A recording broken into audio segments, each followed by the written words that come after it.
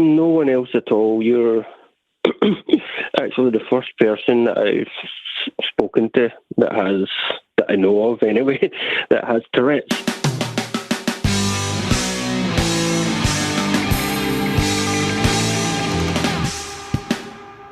Hey, it's Ben. I'll just say up top, thank you for the feedback since last week when we started season 2. Really encouraging, nice comments, a lot of fanfare for Jaleesa, who was just, she was a total hit with everyone. Jaleesa was our guest last week, and she'll be a hit with you too if you've yet to hear that episode. Shout out to Ramona from Tourette Canada, who called Jaleesa wise beyond her years. Totally agree. Again, that's episode 1 of this new season of Tourette's podcast. Thanks as well to everybody who weighed in on the listener mailbag questions we put out there last week. Let me get to some of the responses here. You'll remember Mike from the UK asking about his young son and the pros and cons of telling him about his Tourette diagnosis he had not been told yet. Listener Andy says, Mike, it's a great idea to tell your son. But keep in mind, it might be wise to do it in a way that doesn't make him feel different in an uncomfortable way. Find positive examples of people with Tourette Syndrome who can give him pride or a sense of belonging to something great. Thank you, Andy. Jade says, Mike, yes, tell your child. It will unlock his entire world. But by not telling him the truth and giving him the knowledge and language to talk about it outside of home/family/safe space, you are unfortunately depriving him of his own power and potentially causing shame. Please talk to him, tell him his diagnoses, start researching different ways to talk about it, how it presents. Find ways to connect with TS versus ignoring it or protecting him, etc. Because all hiding it will do is cause feelings of shame, embarrassment, etc. Being upfront causes power, strength, knowledge, and the ability to make it be okay that he has TS. Jade, thank you so much. And actually, I do have an update from Mike. He said, Hi Ben, thank you very much for playing my question. I hope it stimulates more discussion. I found your advice and the advice in the previous podcast really helpful. I actually did respond to Mike and I gave him sort of my thoughts on it to yes, indeed tell his son that he has Tourette Syndrome. Back to Mike, he says, My wife and I had the discussion with our son and told him he had TS and explained to him all the pros and cons, etc. He listened to us and didn't seem bothered either way. I assume at 9 years old, he may not be that interested. Well, thanks so much, Mike. I definitely think it was the right decision, and he may take more interest. Maybe his tics will subside in the coming years. Could be nothing, but it could be big at the same time. Tourette Syndrome may be a dominating factor in his life, but knowing about it helps. Having pride in it definitely helps. Self-acceptance is amazing. He's definitely lucky to have you as a father, because not having parental support could be really bad. So Mike, thank you so much. Best of luck, and please keep in touch with us. We also had a question last week from Jamie. Remember, the subject was closeted hubby, saying her husband feels deeply shameful about his TS. Brian wrote in and called that one a heartbreaker, but suggested Jamie find examples of people with Tourette's who claim it openly and live happily. Just good examples to follow. Brian in his email mentioned a TV meteorologist who has Tourette Syndrome.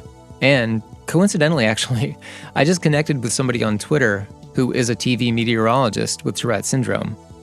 I assume the same person, I don't know, but we've committed to doing an interview, actually, so there may be some good inspiration that comes out of that. Thanks, Brian. And to Jamie, I hope your husband does everything on his own terms. Makes his own decisions when he's comfortable. But I do hope those terms eventually include self-acceptance and a good break from any, worry or fear about judgment from people who don't matter. It's like Jaleesa said in the last episode, Tourette Syndrome is kind of a jerk meter. Other people who don't get it, don't accept it, just on an individual basis, they're not the most important people. Despite the experiences that we've all had, most people are going to get it and will be supportive. So Jamie, your husband, he's fortunate to have you, for sure. And if anybody doesn't know what we're talking about here, this is back in episode 0, released last week, the same time as episode 1. We dig into the mailbag with, questions from listeners. We also had a couple questions from Christine Conalia, a scientist in the Tourette field. And you'll recall that she had asked what kind of research we would like to see with regard to Tourette syndrome. She also asked what, we wish medical professionals knew about living with TS. So Jade from earlier, she weighed in on everybody in her email to me, all the questions that we got. And in answering Christine, she points out that there seems to be a misconception among so many doctors that only kids have Tourette syndrome and how that can misinform adults. I guess even misdiagnose adults. She says, quote, "I do not have a preference on what they research, but they do need to pay more attention to adults. We exist. It is not just children/childhood." Jade, thanks so much. Thanks to everybody who's sent an email, kind of stepped up to answer a question that we get here. If you have emailed me at tourettespodcast@gmail.com and I haven't answered, I really apologize. I do read everything I get. Lately, I've gotten a lot, which is 100% a great thing. It means there's community here, far and wide. And my main thing is listening to all of you when you have something to say. If I don't reply quickly, I'm not being a jerk. I definitely plan to talk to you. So we have a few other listener questions on the table here, and we're going to wait a minute on them because there should be somebody actually really notable coming on the podcast soon to help me weigh in on this stuff and provide really good, informed answers. So stay tuned for that. But okay, we're already a handful of minutes in here, and we got to get to our conversation this week. This time we've got Michael. Not to be confused with Mike from the UK, who we talked to earlier. This is a different Michael. He's from Scotland. And we've actually been chatting for a good while now, since the beginning of season 1. So I met him through the podcast, and it's high time that we had a talk on the podcast. Had an amazing and fun time talking to him. No need to delay it. Here's me and Michael. Okay. So how you doing today? Not too bad. A little bit sore. I had a bit of a tick attack last night, so... I'm sorry, what happened? I have these... I don't know if you're aware of what tick attacks can be like. It's sort of like a kind of fit almost. Yeah. That you can get, and you're fully aware of sort of what's going on, but just your body decides it's going to sort of flail around a little bit on you, and there's not a lot you can do for it and stuff. And so it was going to bed last night, and sort of just before I was getting into bed, it kind of hit me. Oh man! So I get a bit of a warning list on my shoulders and stuff constantly sort of tick and keep sort of moving around. If that goes on for any length of time, then I generally know, right, there's a possibility this is coming. Oh man. So I mean, you must be pretty exhausted right now, right? Yeah, it takes quite a bit out of me and stuff like that, and leaves my back in quite a bit of pain and stuff. It's my partner and his brother who's seen it has described that I look like something from The Exorcist. As my body contorts in different ways, and my back arches. How often do you get tick attacks? They're fairly new. They're another thing that's just sort of started over the last couple of months or something, and I think it's just we're under a bit of stress just now with a financial situation and stuff, and I think it's just that kind of building up, and my partner's illnesses and stuff aren't great just now either, so I think it's more a stress thing that they're occurring by. Yeah, I mean, is now still a good time to do the interview, or do you want to do it another time when you feel better, or what are you thinking? No, yeah, fine just now. It's fine. I'm sat in a comfortable chair, just having a cup of tea, so nice. I'm okay to carry on. Nice. Well, so this doesn't get too far without me doing the setup part. Could you state your name and the general part of the world you live in, and just kind of how you would describe yourself? Okay, well, my name's Michael Docherty. I live in Scotland. I don't work at the moment. I'm a part-time student with the Open University and sort of full-time carer for my partner who has some health issues and both physical and mental. Other than that, there's just someone who lives a life with Tourette's. What are you doing in school? Is there anything in particular that you're studying, or? Yeah, I'm just starting my degree this year, and it's on a degree in social sciences, specialising in psychology. Something that had always interested me, but hadn't really stuck in at school when I was younger. And the opportunity sort of presented itself now, so I'm sort of taking advantage of it. Was it Tourette Syndrome or sort of understanding of issues of the brain? Is that what got you into psychology? Yeah, thinking of that, and see, I also have agitated depression that I suffer from, so sort of mental health conditions, and I think it's just sort of like trying to get a better understanding of. I see it as something that can help me get a better understanding of myself, and maybe in the future be able to help others. When were you diagnosed? Was it as a child, or is it something that picked up later on, or how did all that go? Well, I'm 42 now. It was only actually about 2 years ago that I got diagnosed. Okay. I can look back now and see that I had minor tics and stuff when I was younger. Yeah. Sort of lots of mainly facial type sort of things. I used to do a lot of sort of licking my lips and sort of the sort of sniffing tics and stuff, clearing my throat and things like that. But nothing was ever made of it. It was just sort of it's a habit that you got, sort of thing, and it would sort of wax and wane. Sometimes I would have these issues, sometimes I wouldn't, and stuff. Sometimes I would have a bit of a stutter and things, but they were never sort of permanently there. And then over the last sort of few years, I think we just had a lot of problems with my mental health and stuff, and facial tics, sort of movements of my face.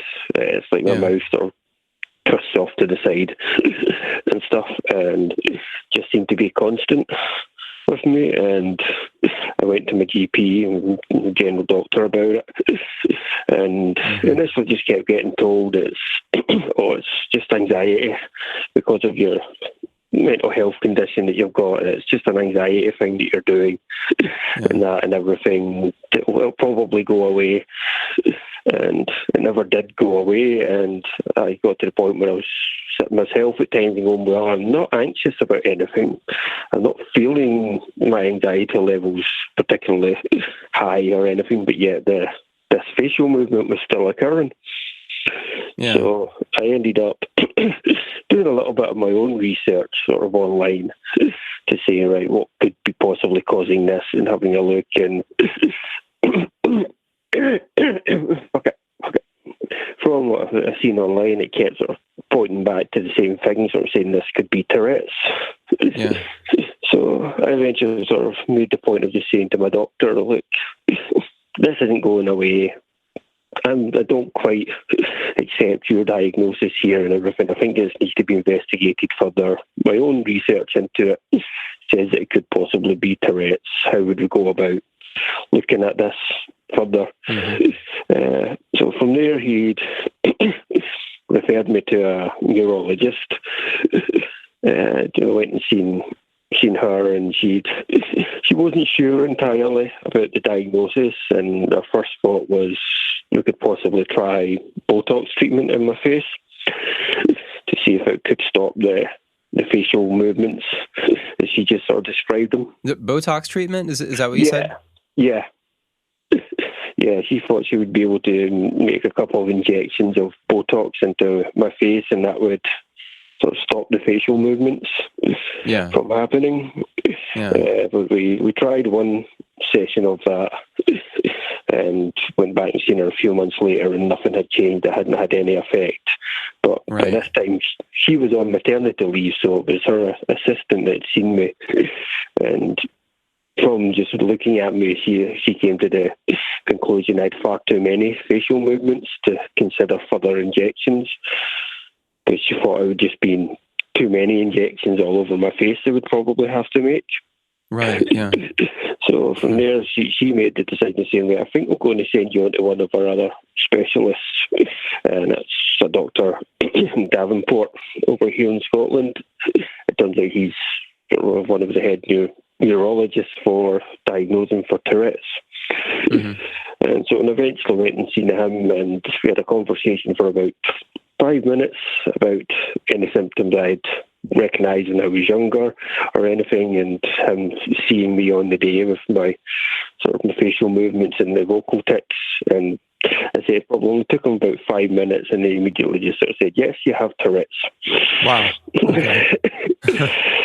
So it was, but yes, I battled for a couple of years with the general doctors to try and get an understanding of this, and it took someone who actually knew what they were doing about 5 minutes to actually diagnose it. Yeah, so that speaks to the sort of, I don't know, I mean, if you want to call it a lack of awareness among the sort of general medical, and, you know, I doctors do amazing jobs, but I hear this story a lot where people almost have to fight with their doctor to get them to kind of see what you're going through, versus it just kind of being dismissed as something much, more minor. And then you go to this doctor and he sees it and he's like, yeah, of course, this is Tourette syndrome. I mean, so that must have come as, I guess, some level of relief, or did it? Yeah, it was good to sort of finally put an actual name to it, and sort of just say, right, just sort of, I think, yeah, an understanding for me of it. This isn't caused by something else. It isn't just a side effect of some other illness. This is something entirely different that is causing this. You've not sort of been imagining it as something, as an add-on to something else that's happening and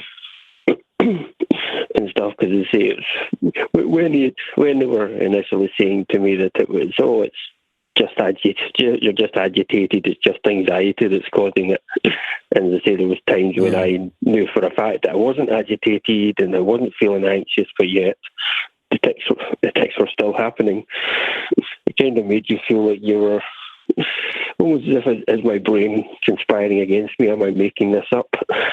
Well, so did this doctor? So the previous doctor was suggesting things like Botox. I mean, what was the doctor who knew what he was talking about doing? Or what did he suggest, medication or anything? Or all right, cutting in real quick, kind of a self-correction, I guess, sort of my skepticism to Botox. There is something behind it, citing the Tourette Association of America. There are some studies. There's a lot of anecdotal evidence that it's been helpful. The thing is I guess it's only really effective in a localized area, a very specific area. If you have a kind of twitch, let's hit it with Botox. And it can't be used to address a whole menu of tics that someone walks into an office and explains to their doctor that they have. Okay, back to Michael. Yeah, I mean, it gave me a list of possible medications that I possibly could take, but he was quite honest of sort of saying himself that there's an awful lot of side effects that can come from these medications because they are antipsychotic drugs rather than something that's specifically made to treat someone with Tourette's, right, and stuff. So he did sort of make me aware that there could be a lot of side effects with it, and sort of had said, so I'm leaving it entirely up to yourself, Michael. You can look at it and see what you think regarding taking these or anything. There's no pressure on you that you have to take any medication for this if you're happy to deal with it in your own way and stuff. So I came away sort of with the list of medications, and again done a little bit of online research and kind of asked about in some Tourette support groups on Facebook and stuff about how people have dealt with medications, and I seem to keep getting quite a lot of the same thing of saying, it causes a huge amount of fatigue, right? Yeah, on people and stuff, and the time it takes to sort of get used to it before you have any sort of benefit from it can be quite a long amount of time. And I was just sort of, I have fatigue and everything from my own mental illnesses and stuff already. I have other things going on in my life, caring for my partner and such like. And I'm like, I really can't afford to be taking a medication that's going to make me even worse. Right, yeah. And stuff. So I may have made the conscious decision of I won't take medication for it, and I just live with it as it is. So, is that to say that you've kind of accepted it on some level, or and I know it causes hardship, but have you made any kind of peace with it? Yeah, I would say I more or less have just kind of accepted it. This is part of me. It's not going to go away now. It almost sort of became embedded over the last few years. I'd say it's now a daily thing as opposed to something that was sort of just appearing every so often in my life and stuff. But I think, yeah, I've more or less made a peace of saying, right, well, I have Tourette syndrome. It's not a condition that can be cured. There's nothing I can do about it. Add it on to the list of other illnesses that I have and carry on with my day. So, is it something you talk about with other people, or do you have much occasion to sort of openly talk about it? Only really with sort of family and close friends that I have, but being sort of quite good in a way of just sort of like generally my tics are just sort of ignored now. Nobody pays any attention to it for in the middle of a conversation, and I sort of stop halfway through to sort of throat clearing or anything else, and it's just kind of right. This is Michael. This is what he's like. Just we continue on with it. I mean, even to the point where we'll make a couple of jokes about it and stuff at times as well, because I figured there's no other way to handle it other than just continue on in that vein. And so, when you met your partner, well, how long have you guys been together? Been together just over 3 years. We've known each other for 4 years, but it took about a year before we actually got together. What kind of questions did he have about your tics, or how did he bring it up, or did you bring it up, or how did that go? I think first of all, because we'd sort of known each other for a little while before it, and they said obviously I hadn't been diagnosed at that time. Actually with the Tourette, so it was just so both his and mine understanding of it was from the doctor's point of view of like this is an anxiety thing that I have that happens and stuff, and obviously at times when I'm out and about and stuff, I try to control it as much as I can because I don't want to feel like people are staring at me. And right off the bat, Jamie was fine with it. He was like, "No, it's fine. That's how you are." I have no issues with it. And he probably more so to the point he said if we are out and about and anyone were to say anything, because I'd be the first person to jump in and set them straight. Has he done that? He hasn't actually had the need to do that. I mean, certainly since it's been diagnosed as Tourette's, I think he's more on the lookout. And I think, as I said to you the other week there, I've developed a slight bit of coprolalia, where I sometimes seem to say the words "fuck it," sometimes repetitively, a couple of times. And he has said there's a couple of times I've been out and he's noticed people kind of looking and that, but he's never had to say anything or that. We were at an appointment the other day for sort of a citizen's advice kind of thing, helping with a form that we had to fill in. And it was mainly to do with Jamie, so he was talking to the woman and I was there as well, but I was sort of ticking away at the side, and he said there's a few times he sort of looked, and then Jamie sort of said, I will just explain, Michael has Tourette's, so he's not deliberately trying to put you off or being obnoxious in any way. And she was, all right, that's fine. Well, I mean that's so great though that you have an advocate in him and a support system, and if it's something that you can't immediately address, he's there to do it for you. I mean that's beautiful. I love that. Yeah, I always say we both have a myriad of health issues and are basically carers for each other. So we're always sort of on the lookout in that sense to look after each other. So with So developing a coprolalia tic, is that new? Or, I mean, I know this particular one is new, but have you had that kind of thing before? No, I wouldn't say I've had it before. This is something that sort of happened probably about a month ago. Yeah. Or something. I was having a night, I was just sitting watching TV, I was having a bottle of wine, and stuff, and my tics sort of sometimes can flare up quite a bit with alcohol. And I initially thought, a lot of the sort of vocal noise and stuff I was making was flaring a bit, and I thought, right, it's just the alcohol, it'll be fine. And then out of nowhere, I sort of started just repeating the term, fuck it. And then by the time I was going to bed, within just about an hour and a half later or something, it was just sort of almost, not constantly as in everything I was saying, but it was just sort of every so often it was just coming out a couple of times. And so I was like, okay, well, maybe it's just the alcohol that's having an effect. I'll see how I am. Maybe it'll be away in the morning. And unfortunately, it didn't. So it's just another one to deal with and stuff. I'd always said to people when I had this explained to them I had Tourette's, the first thing is I sort of said, I don't have the type where I swear, so I won't be swearing at you and everything. Don't worry about that. Okay. And I think, and I think it's almost karma sort of coming back to get me to say, really. Well, how often do you develop new tics? No, I would tend to say maybe not very often.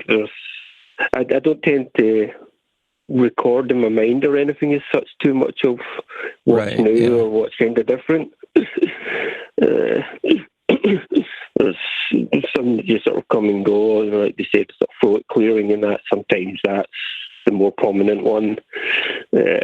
Sometimes one I haven't done for a while is I quite literally tick, and I make the noise like that and stuff, and it's not been around for a while, that one, strangely enough, but that was sort of one that I used to have sort of when I was younger a lot, and they said it used to come and go. It could be maybe a year or so at a time, and then I would have a little bit of making these noises and things. That clucking tic, I actually had the exact same one. I'm not sure if I was doing it the exact same way. It had something to do with my bottom lip and the back of my teeth and my tongue, and I was able to make this sort of clucking sound, and I did it all the time. And I think out of any tic that sort of, blew back to me in terms of people saying, like, please knock it off, that was the one. And thinking back to, you mentioned when you were younger, you can kind of look back at your younger self and kind of pick up on things where you're like, okay, this makes sense. That was clearly a tic. Or, but was it ever something that was really noticeable, like in school or, with your friends when you were a kid or anything like that? I mean, did it cause any problems or issues? I wouldn't not really see it something that caused problems. Certainly, I know there was a period when I sort of constantly sort of licked my lips and stuff, and probably my sort of early teens and stuff like that, probably. That wasn't. I had friends at the time that had sort of made mention of it, sort of, are you okay? Just the thing you seem to be doing that quite a lot, and I was like, no, I'm fine, it's okay, and then they were good enough sort of not to make an issue out of it. And that with it, looking back, I had a sniffing tic, which I think I've probably had. I've got problems with my sinuses. It's been diagnosed now for a number of years and stuff, but I think I probably had what I thought looking back was maybe just sinus problems when I was younger, may also have been a tic. I'm thinking because of the sort of the constant sniffing, and I did have an issue probably in primary school where one of the teachers had sort of thought it was that I hadn't learned to blow my nose correctly and stuff, and it made a point of trying to demonstrate to me how it is that a person should blow their nose, Really? Yeah, and looking back on it now, it's like I hadn't paid much attention to it until I suppose over fairly recently, thinking back to it, and I thought, yeah, well, I could see where he was sort of coming from, but by the same token, thinking, yeah, he wasn't giving an awful lot of thought for me and stuff at the time. So, yeah, it was. Well, over the years, I mean, have you found things that kind of help, outside of medication, obviously, just any ritual in your life or anything you enjoy or just anything that seems to give you some sense of relief? I think anything where I'm kind of concentrating a lot of the time, is like so with my studying and stuff like that, and everything I find sort of still take a couple of hours, if it's like twice a week, to sit down and then do stuff from my Open University course. And because my mind's just focused on take in the information, it's almost as if it kind of puts the ticks off to the side and stuff with it.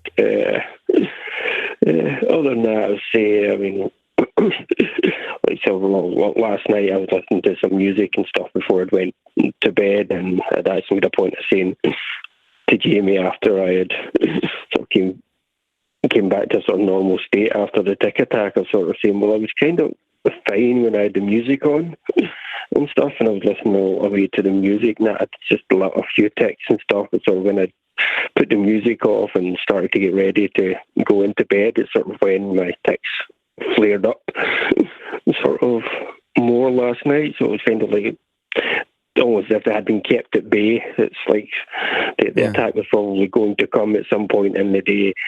Because we were at a doctor's appointment that Jamie had seen a new doctor and stuff, and so I think it's been the stress of the day more that's possibly caused it. But I maybe had managed to put it off for a while, and then just sort of once there was no other stimulant around for my brain, I think it just kind of went into overload.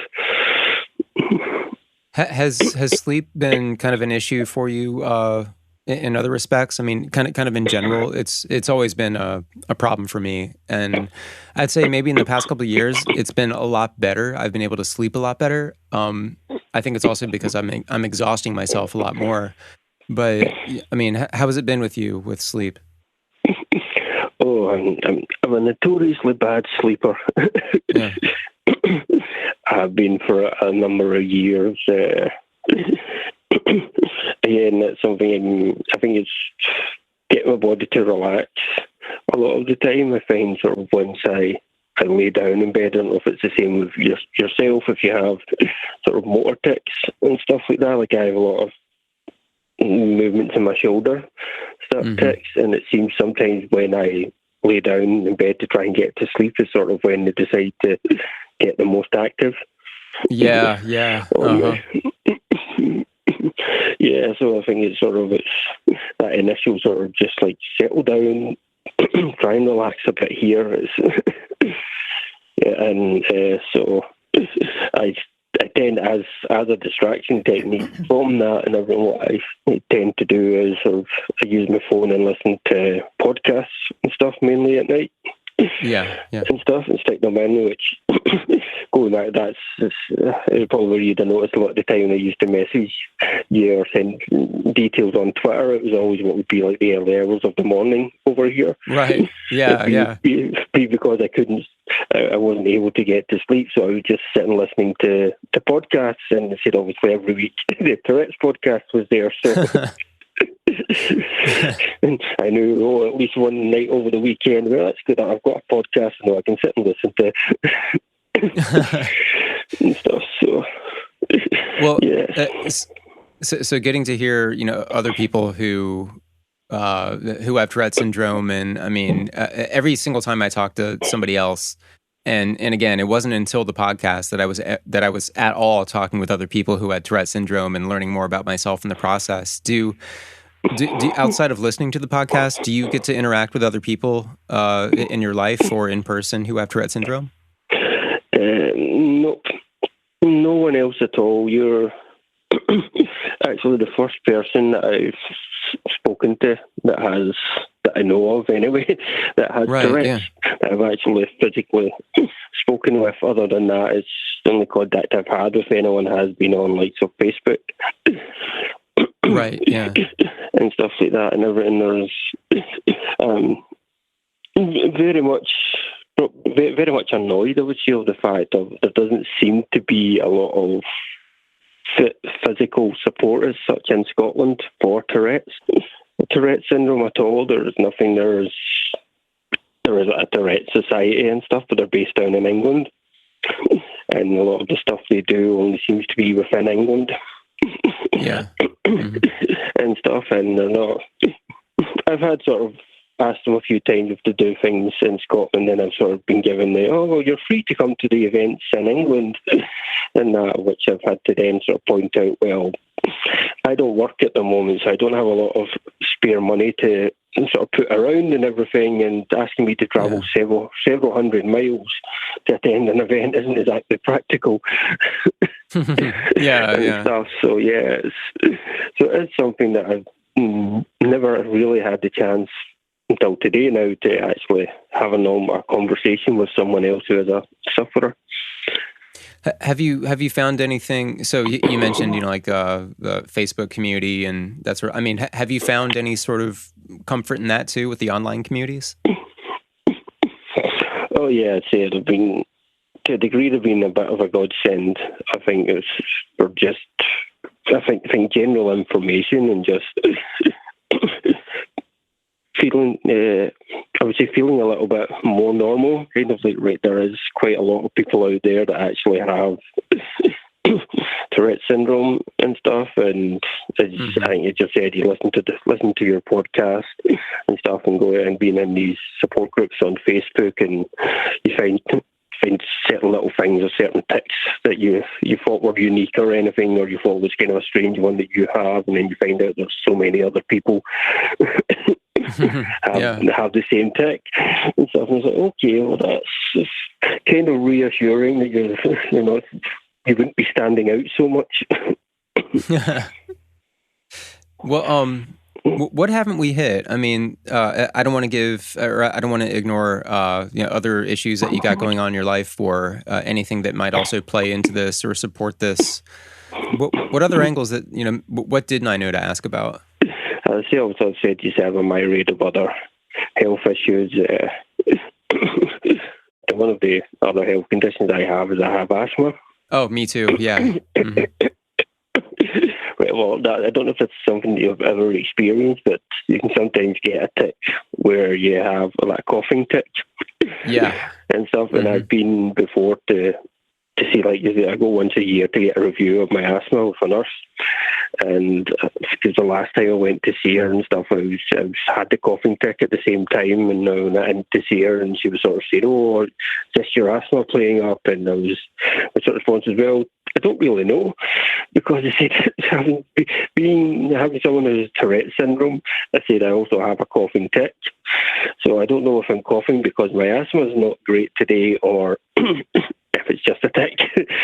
Yeah, it's funny. I went to see my allergy doctor a few weeks ago, and I have a throat clearing tic, and I have this breathing tic where I will breathe kind of unnaturally, and that unnatural breathing will affect my lungs and my asthma and will cause me labored breathing after a while. And so I went to see, now I'm not really sure what causes it. It just kind of happens, and it happens throughout the day. I have to kind of calm down and think about something else, or not think about my breathing or something, and eventually it kind of subsides. But I was at this allergy doctor appointment, and they give you that thing that you have to kind of like exhale into, and they kind of measure your lung power. And so my throat clearing tic and my weird breathing tic were happening right at that time, and it totally affected the outcome of that test. So I have no idea. I mean, maybe it didn't make a difference ultimately, because my tics do seem to inflame my asthma and my breathing ability. But it's kind of weird that my tic was causing that, and not some sort of environmental situation or something I'd be allergic to around me. I know what I'm allergic to. It's grass and stuff like that. I was sitting in a doctor's office though, and so my Tourette syndrome was inflaming asthma symptoms in me, which is kind of funny. I hadn't even really thought that through until I said it just now. Yeah, no, that's something, as you said, that I found with with that, because especially if you have any sort of vocal tics, I think, and things like that, or you said certainly if you have a coughing tic or any sort of breathing one, and that there's the aspect of if you have a separate breathing condition, it's going to have an impact on it. And stuff that you said, and never. I suppose except what I was saying of a funny story of the whole sort of saying, oh, I don't know if it's the asthma or it's the tic that's causing the coughing, but yeah, I think it's almost as you say, you hadn't thought of it just now with this. I hadn't thought of it myself just now either. I'm thinking, that can have an impact on what my breathing is going to be like. And when you have a breathing condition already, anything that's distorts your breathing in any way is obviously going to cause some other issue possibly that will kind of go on with it. Yeah, and oddly too, they prescribed me an inhaler. It was an albuterol inhaler, and it's one I used to use when I was a little kid too. But it's basically a steroid, if I'm saying this the right way. And I'll take a couple puffs off of it, and it kind of just kind of peps up your lungs a little bit. Yeah. And breathing is much easier. I will notice that I'm not doing the breathing tic.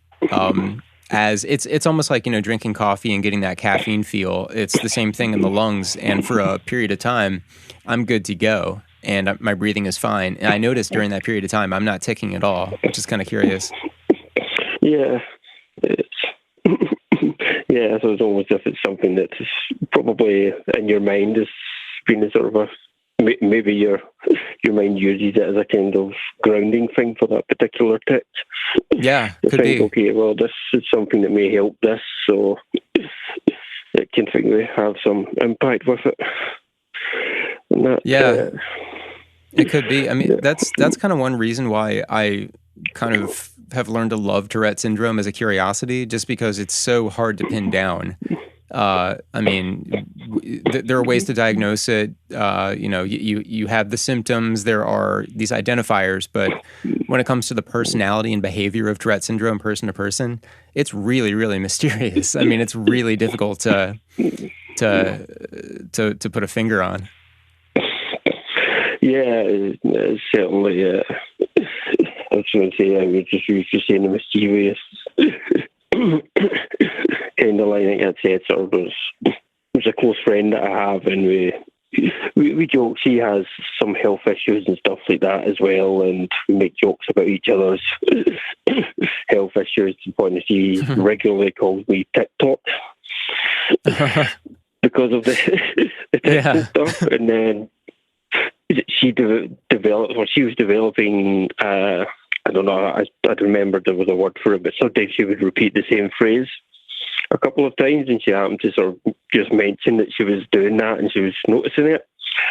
Yeah. And I thought, I've heard of that, and I'd looked for it online and stuff. And I can't remember now what the actual name for it is, but it can be described as being a tic as well. So I was just able to get my revenge on her and saying, well, if I'm TikTok, then you're TikTok too. And I think it's that kind of sense of humour that I think that helps if you can develop that as well, to be able to sort of laugh at it. Yeah. I mean, that's really helped me, and it's kind of a sensitive and delicate thing because, I mean, you have to learn to kind of laugh at it in a way that still protects the dignity of it. It's, I wouldn't want somebody laughing at me because they're making fun of my tics, but in the context of accepting tics and just kind of, getting to know yourself and getting to laugh at your quote unquote faults. And I'm not calling Tourette syndrome a fault. I'm just calling it something that we deal with. But yeah, just finding a way to laugh at it, not making fun of it, but laughing at it is something that really helps, or has helped me over the years. And when my better half, when she points out something about me, she'll kind of give me like a funny eye sometimes when I have a tic coming up, and sometimes I'm ticking and I'm not really noticing it. I'm just kind of doing it just because it's just kind of me. It's tics just kind of come out sometimes. But yeah, we'll laugh at it for a second and it's fine. And it kind of helps and it kind of keeps the whole thing in a positive light versus it being something that's kind of awkward when it happens or oh God, here's my tic again or something. I mean, it just kind of creates a positive vibe out of it, which it's something that helps me out a lot.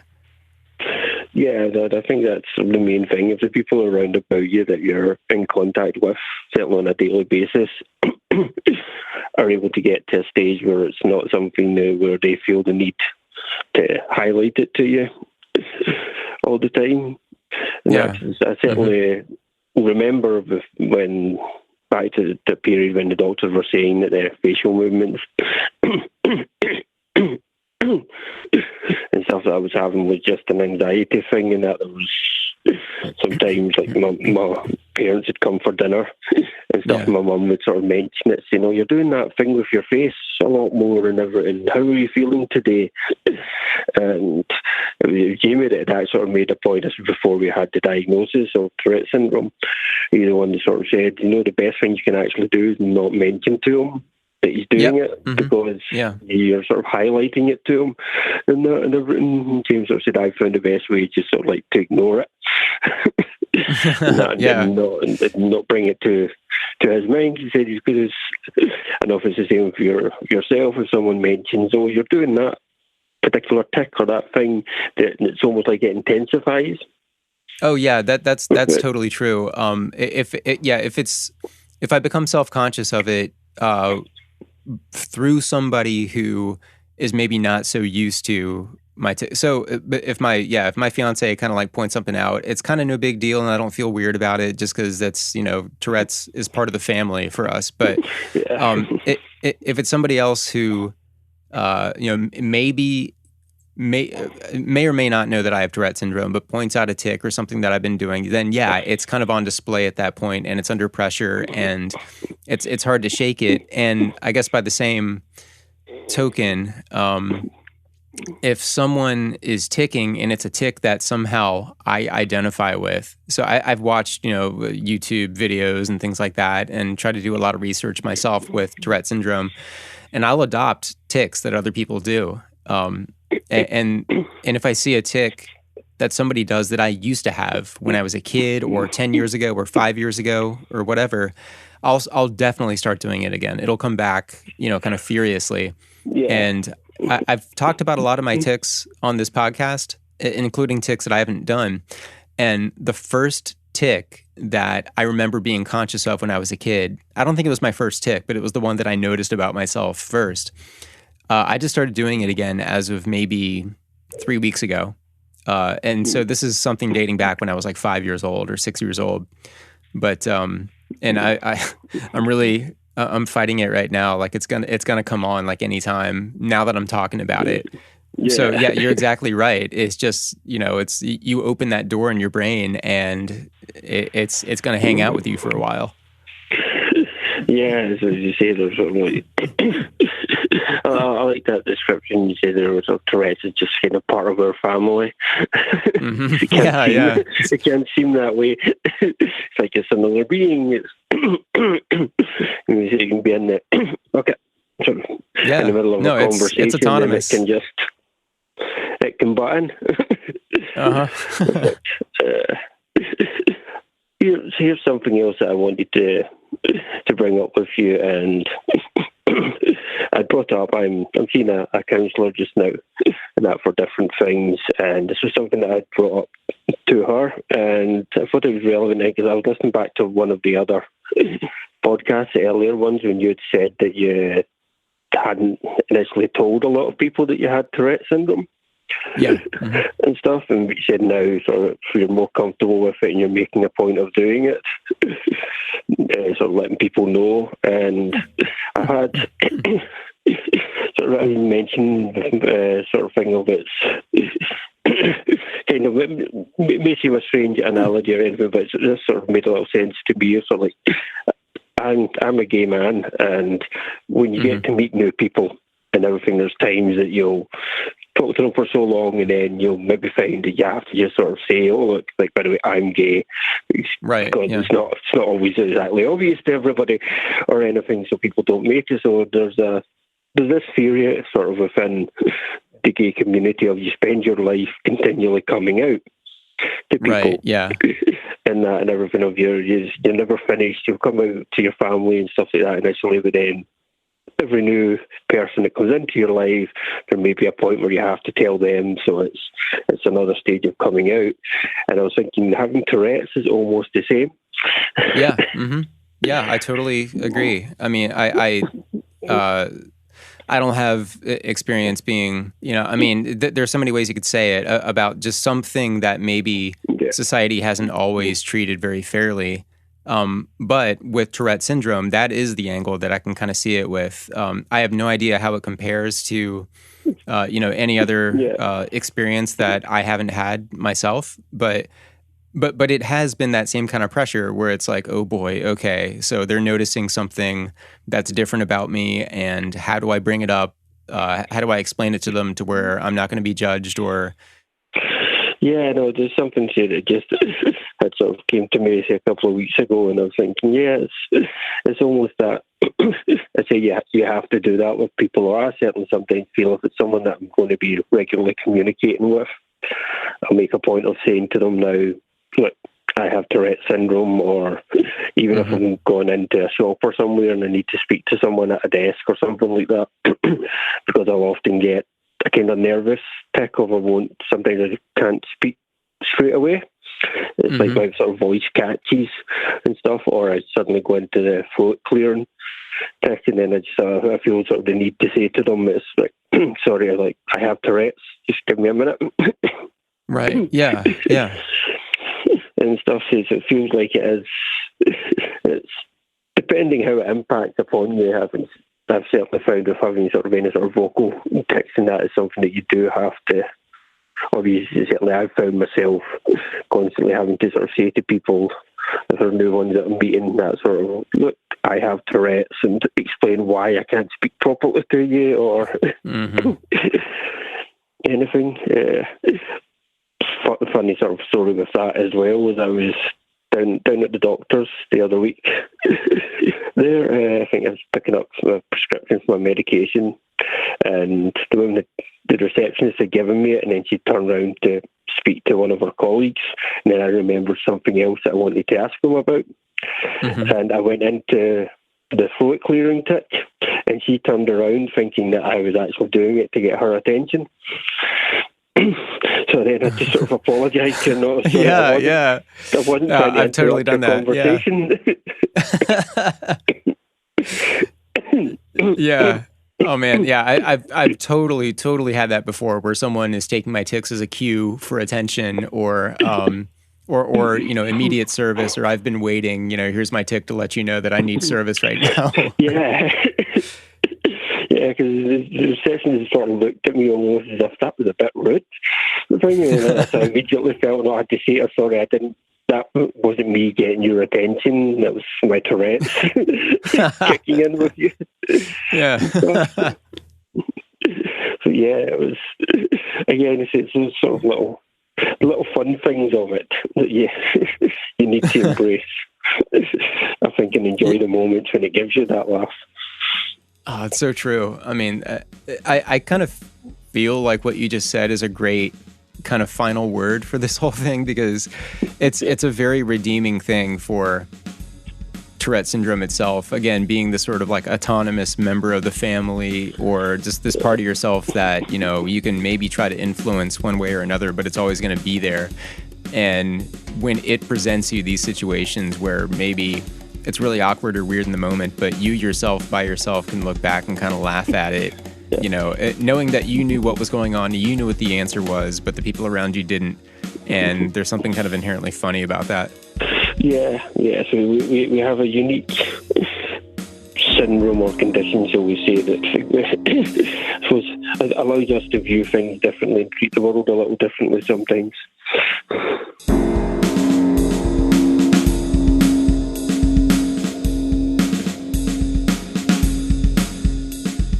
Thanks for listening. Feedback to tourettespodcast@gmail.com or on Twitter @Tourette'sPod. I had a quick conversation today with the volunteer putting together the Facebook group, so yes, that is coming soon. Excited about that, and please keep the correspondence coming in the meantime. We're going to be back next week with another great conversation with somebody else out there in Tourette world, and we will talk to you then. Thanks. This is Ben.